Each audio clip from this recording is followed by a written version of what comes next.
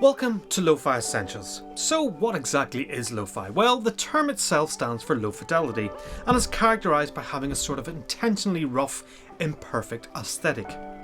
Some of these imperfections are typically achieved through techniques such as harmonic distortion, tape hiss, degraded audio signals, wow, flutter, and so on.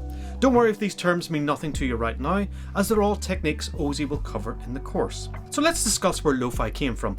Well, depending on who you talk to, the origins of the genre might yield a different answer each time. Some go far back as the 60s, when garage rock was often cheaply recorded on substandard equipment, which gave rise to the DIY music scene. However, in the early 90s, lo-fi gained mainstream appeal when the phrase was featured in a New York Times headline. At this stage, the genre was still mostly affiliated with indie rock bands such as Beck and the Velvet Underground, with the former single Loser gaining huge mainstream appeal despite being recorded in his kitchen, far from the studios of the major labels at the time. As we move into the 2000s, the rise of the digital audio workstation changed the entire landscape in drastic ways.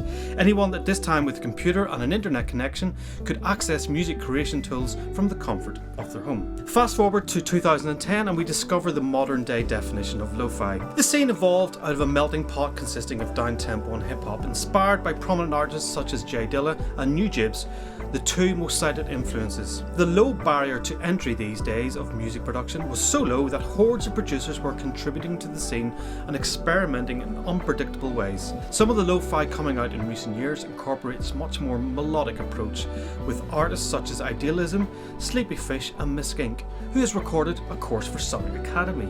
We have also seen hugely successful YouTube channels such as Lo-Fi Girl with 9 million subscribers and Chill Hop Music with 3.2 million subscribers sprout up and dominate with their famous trend of lo-fi hip-hop radio to relax and study to.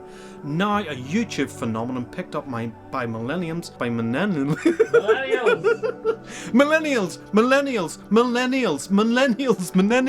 by millennials. No, it's still wrong with millennials. Now a YouTube phenomenon picked up by millennials. Now a YouTube phenomenon picked up by millennials.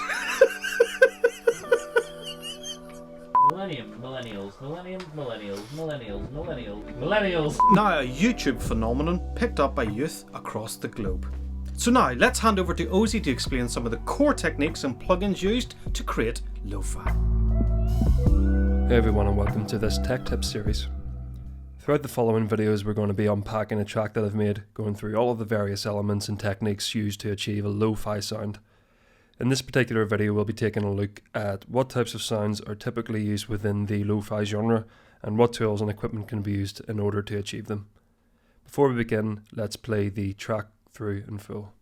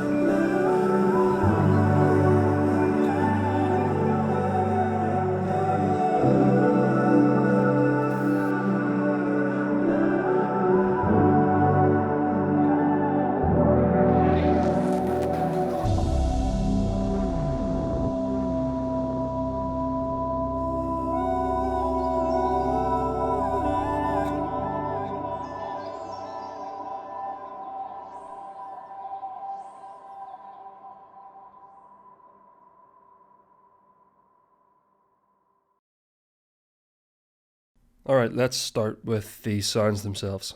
So what kind of sounds define modern lo-fi music? One of the most common sounds is an electric piano, which you'll encounter in lots of the iconic tracks throughout the scene. And thankfully there is no shortage of equipment here, both free and paid for. So let's play you through the patch that I've personally used for this song, which is the Scarby electric piano from Native Instruments.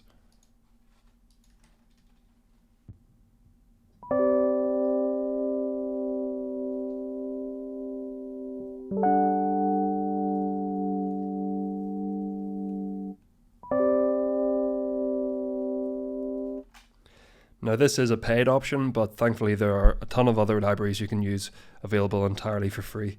For example, you'll see underneath that I have another electric piano loaded up from the Spitfire Audio Labs range. I've talked a lot about this range in previous courses because the quality is of such high caliber and the entire platform is available for free on the Spitfire Audio website. This range is particularly good for lo-fi, and we'll dive into that more throughout the course. But for now, let's open up and play their very own free electric piano.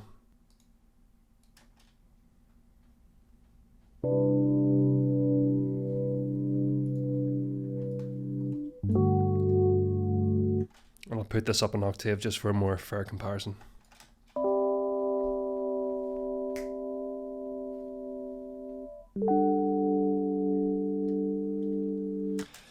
So it quite literally sounds just as good as the paid for Native Instruments library, and we even have some built-in effects. So if we click this tab here, you'll see the likes of reverb, tightness, variation. We do have that other chorus preset, so you can cycle through a couple of them. And these aren't the only keys available in the Labs range. You have a bunch of other available keys as well if you want to go and check them out. In the next video, we'll actually look into the chord progression and how you might go about crafting something like this. But for now, let's move on to some of the other most commonly used sounds. Next up, we have an acoustic piano, which is again another prominent instrument within this style of music. The piano library I've used here is by an artist called Imagero, and is available on his website for only $20. This library is particularly well suited to the genre as it includes options for hammer volume, which gives the sound a more sort of intimate and realistic feel. So I'm going to open it up and play.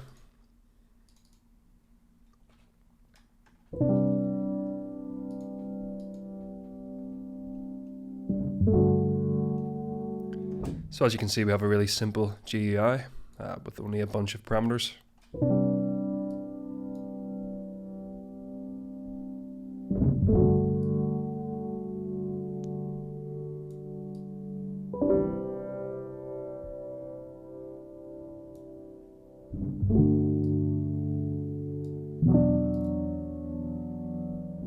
And again, there's the website down in the bottom right hand corner if you'd like to check it out.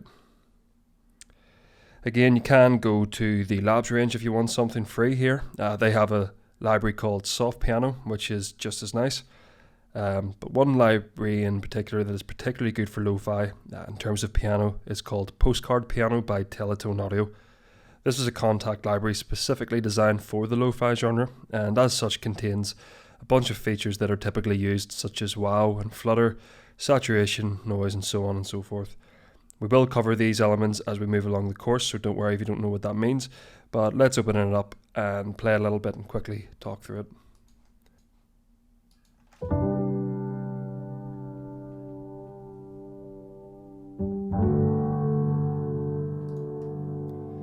So you can hear the fidelity of this sound is already instantly much lower. That's because we have this age function here, and we have a wow toggle beside it. So if I turn both of these off, you'll hear quite a big difference. And then back up full.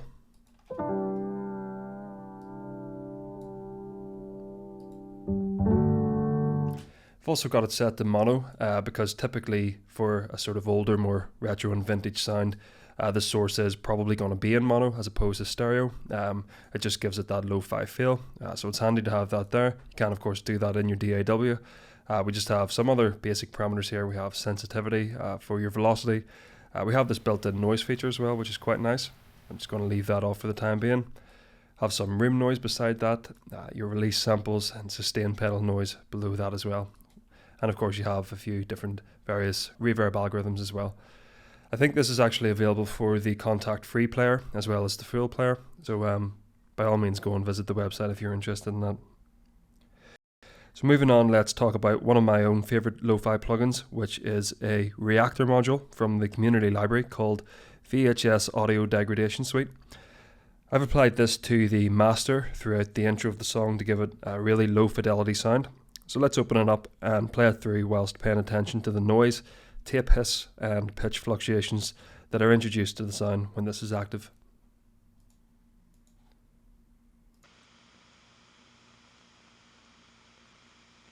So you can see that it's automated exclusively for the intro here and then brought back down afterwards.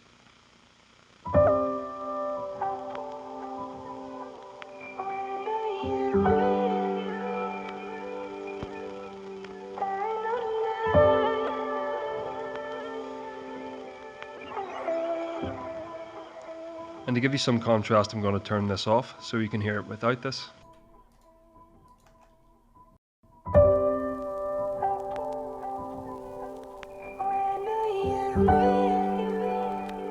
And then back on.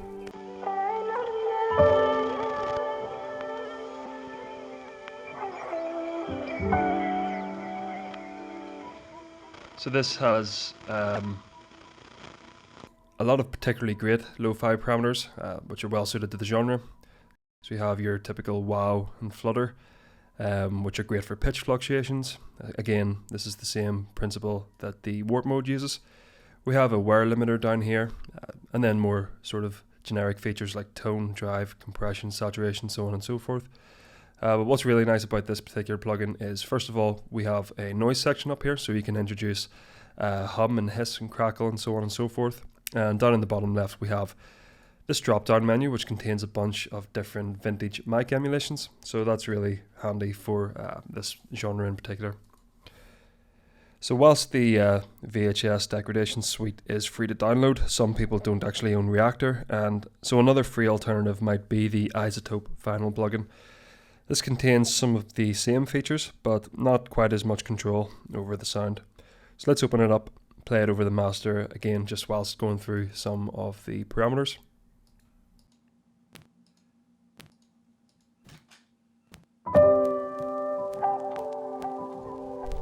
So your kind of main feature here is this tab up here, which controls the era of the sound. So the further to the left you go, the less the fidelity of the overall recording.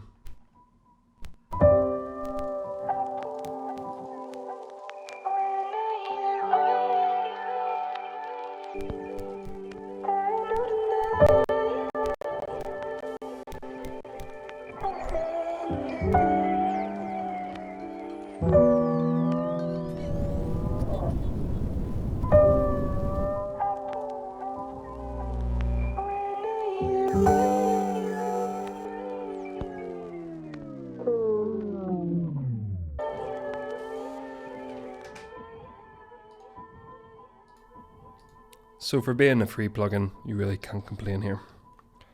And finally, let's look at a little bit more of the Spitfire Audio Labs range. For creating this genre, I can't recommend this enough. So go to their website, download the client, browse through the available libraries. There are tons of textures, ambient recordings, and many interesting sounds that are more than enough to get anyone started off in creating lo-fi music. So let me open one of the patches I've used, which is taken from their organic textures library.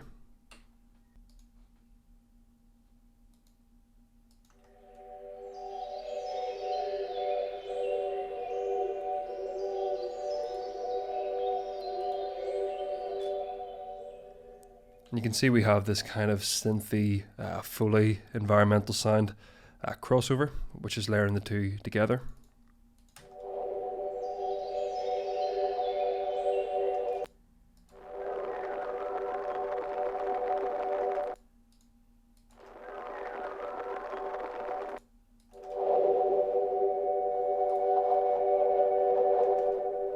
And there's much more like this on the website if you want to go and have a look. So that'll conclude this video. In the next tutorial, we'll look at how to create a beginner's chord progression using some of the sounds we've already looked at here. So I'll see you in just a minute. Thanks everyone for watching. We really appreciate all the support from you guys. If you love this video, then smash a like, and if you want to be notified about new videos, hit the subscribe and notification buttons. Peace!